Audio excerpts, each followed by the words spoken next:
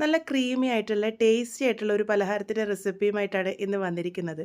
ഇത് രാവിലെ ബ്രേക്ക്ഫാസ്റ്റ് ആയിട്ടോ ഈവനിങ് സ്നാക്കായിട്ടോ ഒക്കെ കഴിക്കാൻ വേണ്ടി പറ്റുന്നതാണ്. ഇതെങ്ങനെയാണ് ഉണ്ടാക്കുന്നതെന്ന് നോക്കാം. ഇതിനായിട്ട് ആദ്യം തന്നെ ഒരു ബൗളിലേക്ക് 1/2 കപ്പ് വറുത്ത നല്ല ഫൈൻ ആയിട്ടുള്ള അരിപ്പൊടിയാണ് ചേർത്ത് കൊടുത്തിരിക്കുന്നത്.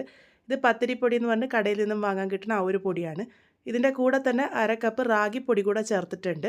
റാഗി അല്ലെങ്കിൽ മുത്താറി എന്നൊക്കെ പറയും. ഇതിലേക്ക് ആവശ്യത്തിന് ഉപ്പ് ചേർത്ത് കൊടുക്കാം. ഏകദേശം 1/2 ടീസ്പൂണിൻ്റെ അടുത്ത് ഉപ്പ് ചേർത്ത് കൊടുത്തിട്ടുണ്ട്. ഇനി ഇതിലേക്ക് നല്ല തിളച്ച വെള്ളം ഒഴിച്ചിട്ട് വേണം കുഴച്ചെടുക്കാൻ വേണ്ടിയിട്ട്. 1/2 കപ്പ് വെള്ളം ഞാനിവിടെ തിളപ്പിക്കാൻ വേണ്ടി വെച്ചിരുന്നു.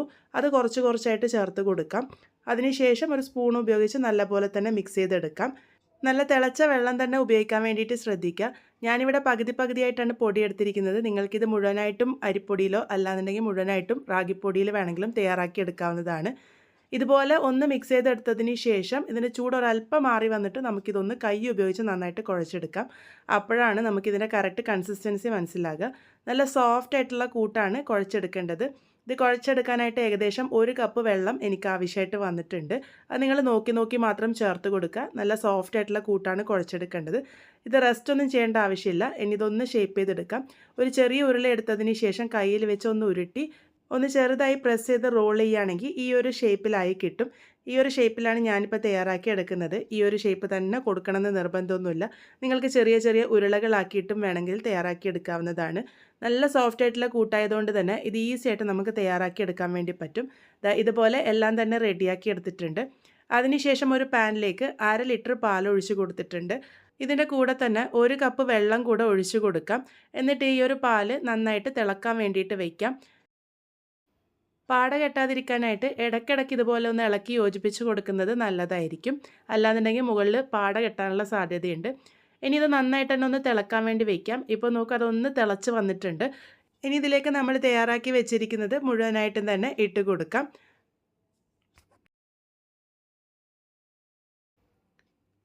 ഇതുപോലെ മുഴുവനായിട്ട് ഇട്ട് കൊടുത്തതിന് ശേഷം അപ്പം തന്നെ തവി ഉപയോഗിച്ച് ഇളക്കാൻ നിൽക്കണ്ട. ഇതുപോലെ ഒന്ന് ചുഴറ്റി കൊടുത്താൽ മതി. അതിനുശേഷം ഇതൊന്ന് കുക്ക് ചെയ്യാൻ വേണ്ടി വയ്ക്കാം. ഏകദേശം ഒരു 5 മിനിറ്റൊക്കെ ആകുമ്പോൾ മാത്രം നമ്മളിതൊന്ന് തവി ഉപയോഗിച്ച് ഇളക്കിയാൽ മതി. ആദ്യമേ ഇളക്കാൻ പോയാൽ ചിലപ്പോൾ പൊടിഞ്ഞു പോകാനുള്ള സാധ്യതയുണ്ട്. ഇപ്പോൾ നോക്കൂ, അത് ഏകദേശം ഒന്ന് ചെറുതായിട്ട് വെന്ത് വന്നിട്ടുണ്ട്. ഒരു 5 മിനിറ്റൊക്കെ ആയിട്ടുണ്ട്. ആ ഒരു സമയത്ത് നമുക്കിതുപോലെ ഒന്ന് ഇളക്കി യോജിപ്പിച്ച് കൊടുക്കാം. ഇത് മൊത്തത്തിൽ ഞാൻ 10 മിനിറ്റ് നേരം ഒന്ന് വേവിച്ചെടുത്തിട്ടുണ്ട്. ആ ഒരു സമയമാകുമ്പോഴേക്കും ഇത് നന്നായിട്ട് തന്നെ വെന്തൊക്കെ വന്നിട്ടുണ്ടാകും. ഇപ്പോൾ ഏകദേശം 10 മിനിറ്റോളം ഞാനിവിടെ നന്നായിട്ട് തന്നെ വേവിച്ചെടുത്തിട്ടുണ്ട്. ഇതൊക്കെ അത്യാവശ്യം നന്നായിട്ട് തന്നെ വെന്ത് വന്നിട്ടുണ്ട്. ഇതുപോലെ വെന്ത് വന്നതിന് ശേഷം വേണം ഇതിലേക്ക് മധുരത്തിന് പാകത്തിന് പഞ്ചസാര ചേർത്ത് കൊടുക്കാൻ വേണ്ടിയിട്ട്. ആദ്യം 1/4 കപ്പ് പഞ്ചസാര ചേർത്തിട്ടുണ്ട്. ഒന്ന് ഇളക്കി യോജിപ്പിച്ച് കൊടുത്തതിന് ശേഷം ആവശ്യമെങ്കിൽ മാത്രം പഞ്ചസാര ചേർത്ത് കൊടുത്താൽ മതി. ചിലവർക്ക് ഇളം മധുരമായിരിക്കും വേണ്ടി വരിക. അപ്പോൾ ഒരു 1/4 കപ്പൊക്കെ മതിയാകും. ഞാനിവിടെ 2 ടേബിൾ സ്പൂണും കൂടെ ചേർത്തിട്ടുണ്ട്. ഒരു അത്യാവശ്യം മധുരത്തിലിരിക്കാൻ വേണ്ടിയിട്ടാണ്. എന്നിട്ട് നന്നായിട്ട് തന്നെ ഒന്ന് ഇളക്കി യോജിപ്പിച്ച് കൊടുക്കാം. ഇളക്കി യോജിപ്പിച്ച് കൊടുത്തതിന് ശേഷം വീണ്ടും ഒരു 5 മിനിറ്റ് നേരത്തേക്ക് നല്ല പോലെ തന്നെ ഒന്ന് വേവിച്ചെടുക്കാം. ആ ഒരു സമയമാകുമ്പോഴേക്കും പഞ്ചസാരയൊക്കെ നന്നായിട്ട് യോജിച്ച് വന്നിട്ടുണ്ടാകും. ഇനി ഫ്ലെയിം ഏറ്റവും ലോയിലാക്കി വയ്ക്കാം. ഇത് നല്ല ക്രീമി ആയിട്ട് കിട്ടാൻ വേണ്ടിയിട്ട് ഞാനിവിടെ കസ്റ്റേർഡ് പൗഡറാണ് ഉപയോഗിച്ചിരിക്കുന്നത്. 1/2 കപ്പ് പാലെടുത്ത് അതിലേക്ക് 1 ടേബിൾ സ്പൂൺ വാനില ഫ്ലേവറിലുള്ള കസ്റ്റേർഡ് പൗഡറാണ് ഉപയോഗിച്ചിരിക്കുന്നത്. ഒട്ടും കട്ടകളില്ലാതെ നല്ലപോലെ തന്നെ മിക്സ് ചെയ്തെടുക്കാം. ഇനി നിങ്ങളുടെ കയ്യിൽ കസ്റ്റേർഡ് പൗഡർ ഇല്ലാന്നുണ്ടെങ്കിൽ ഇതിന് പകരം അരിപ്പൊടി ഉപയോഗിച്ചാലും മതിയാകും. അല്ലാന്നുണ്ടെങ്കിൽ റാഗിപ്പൊടി വേണമെങ്കിലും ഉപയോഗിക്കാവുന്നതാണ്. ഫ്ലെയിം ഏറ്റവും ലോയിലാക്കി വെച്ചതിന് ശേഷമാണ് ഈ ഒരു കസ്റ്റേർഡ് മിക്സ് ഇതിലേക്ക് ഒഴിച്ചു കൊടുത്തിരിക്കുന്നത്. വീണ്ടും ഒന്ന് ഇളക്കി യോജിപ്പിച്ച് കൊടുത്തതിന് ശേഷം 2 മിനിറ്റ് നേരത്തോളം ഇത് നന്നായിട്ട് തന്നെ ഒന്ന് കുക്ക് ചെയ്തെടുക്കാം. ആ ഒരു സമയമാകുമ്പോഴേക്കും കസ്റ്റേർഡൊക്കെ നന്നായിട്ട് വെന്ത് ഈ ഒരു ക്രീമി പരുവത്തിലേക്കായി വരും. ഈ ഒരു പാകമാകുന്നത് വരെ മാത്രം കുക്ക് ചെയ്തെടുത്താൽ മതി. ഇതിപ്പോൾ പാകത്തിന് റെഡി ആയിട്ടുണ്ട്. ഇത് കുറച്ചും കൂടെ ചൂടാറുമ്പോൾ ഒന്നും കൂടെ കട്ടിയായിട്ട് വരും. അപ്പോൾ വളരെ ടേസ്റ്റി ആയിട്ടുള്ള പാൽക്കുഴക്കട്ട ഇവിടെ റെഡി ആയിട്ടുണ്ട്. കസ്റ്റേർഡ് ഫ്ലേവറിൽ റാഗിപ്പൊടിയൊക്കെ ചേർത്ത് ഒരു വ്യത്യസ്തമായ രീതിയിലാണ് ഇന്ന് തയ്യാറാക്കി എടുത്തിരിക്കുന്നത്.